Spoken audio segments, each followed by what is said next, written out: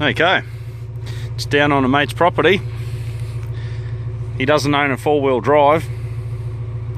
As you can see, it's pretty bloody steep country. We've got a lot of dead trees around.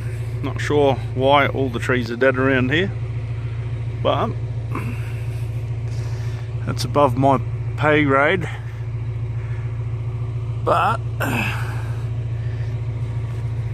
blocking the track, we got this thing here, this tree, and then just behind it another one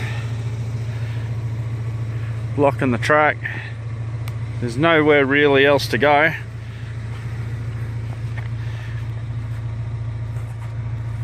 And back up here we got another one blocking the track, but I just drove over that one. Then on the other side of that ridge over there, there's another two huge trees next to each other blocking the track that I had to drive around. So got my little silky big boy. It's the orange one with the curved blade. I think it's got the large teeth on it. So I'm gonna have to turn this off because I'm by myself. But I'll cut these trees up into two manageable bits, or a couple of manageable bits, and get back and tell you what I think.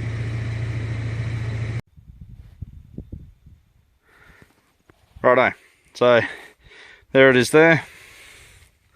There's the cut I made. That's probably what, about 4.5 inches by, yeah, it's about 4.5 inches roughly.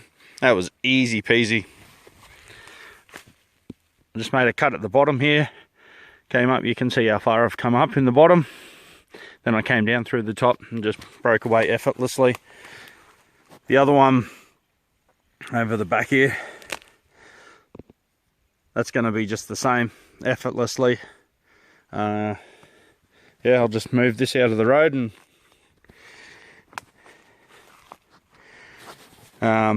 that's why I keep one of these in my car all the time. It weighs nothing. You don't need to worry about spark plugs or fuel getting spilt or mixing fuel or anything like that. Literally, that took me maybe 40 seconds. Pretty bloody easy. So I think they're awesome. Okay, I'll get on. There she is again. Silky big boy 360. Now the track's clear up until the next hurdle. Looks like about 50 meters up there. So from where I was with the saw just a minute ago, which was only just back here a tiny bit,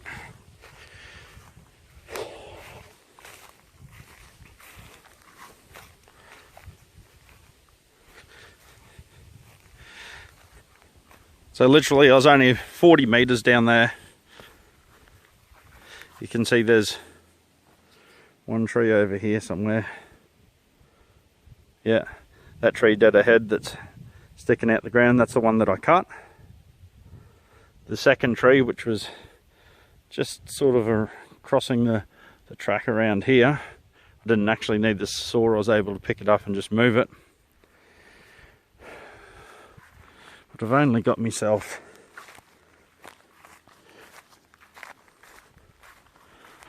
not far up.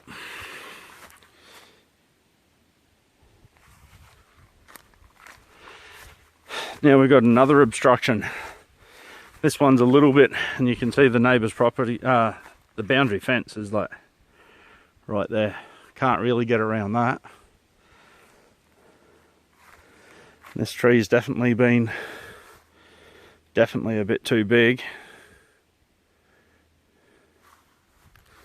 for the silky saw. It's just blown completely over. I don't even think the property owner knows about this. Oh, look at these, more huge dead trees right there. Obviously this one's dead. I don't know, there's something going on here. There's way too many dead trees. So I'm not even going to get down the back without going back and getting his chainsaw. If you can, there's a bit of a clearing down there. I was hoping to get down the back there, but that's probably not going to happen. Right, looks like I'm turning around. Righto, so I've had to do a U-bolt from the last obstruction. Got a limited slip diff put in it. Got the diff shimmed up so it's pretty nice and tight. And I put a Lockrite, or a Locker brand Lockrite sort of lunchbox locker, I guess they call them. Put one of those in the front. That's the only locker I could find. I couldn't find anything else. So I put that in here. Seems to be working a treat. I just crawled up the other side of this. I'll pause it and get back. Okay, so doesn't do it justice here. This is pretty steep. I can't see because of the glare, but I'm pretty sure I'm looking at the bog hole. That's like the creek there. It's been raining. It's pretty boggy and wet and slippery here. And down, whoop, down there at the tip of my finger there, that's a creek that I just drove through, and up to the side is where I drove before. Had to do a U-bolt on the side of the hill, which was slippery and steep, but I was able to do a U-bolt, and I think that front locker played a fairly big part in it. How easy I was able to turn around on the side of that pretty bloody steep hill over there. Then I came back up here, just used a tiny little bit of momentum to get up through the creek, which is actually fairly steep. You can't really see how steep it is from here. It just drops off just at the last second. So it got up there pretty bloody easy. So I'm pretty happy with the way that those the two diff centers that I've had work done on, they've worked out a treat. And the reason why, look at all, this is granite belt country, so this is all granite rocks and that. This is in the Stanthorpe area. May Day weekend for those in Queensland, 6th of May. Might just take you for a little drive up here.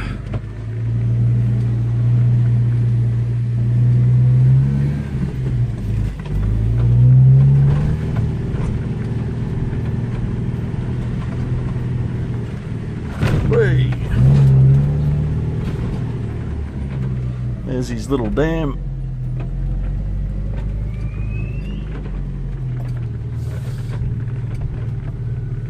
I think I could just hear a mating call. I swear I just heard a big whistle. Yep, that's the missus. That's a mating call, whistling. Oh, dead shit up there.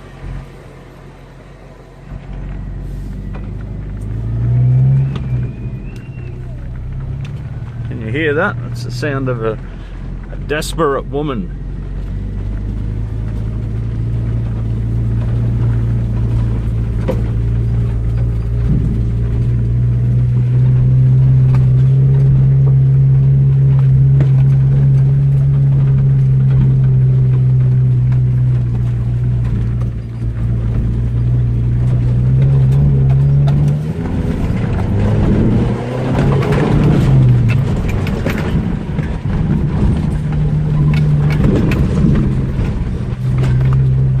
Damsel in distress.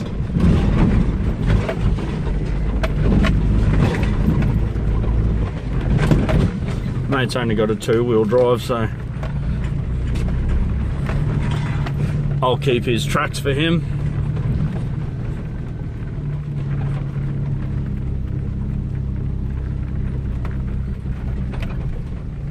Give you a look out over the other side of his property.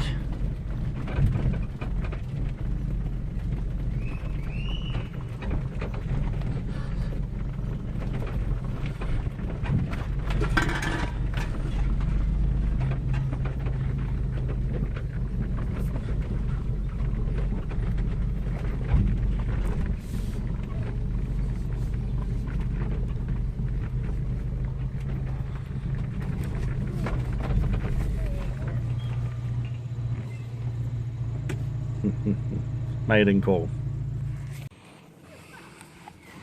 Here we go, look at this little puppy. Little 12-week-old little stumpy tail red heeler. Cattle dog. Hey girl. Mary is her name. Hey little girl. She's going to be our new piggin dog, aren't you, girl? Because my dog died last year and my mate's 2 dogs died this year, so they're all old. So this is the first. I want to get myself a staghound, wolfhound, greyhound cross.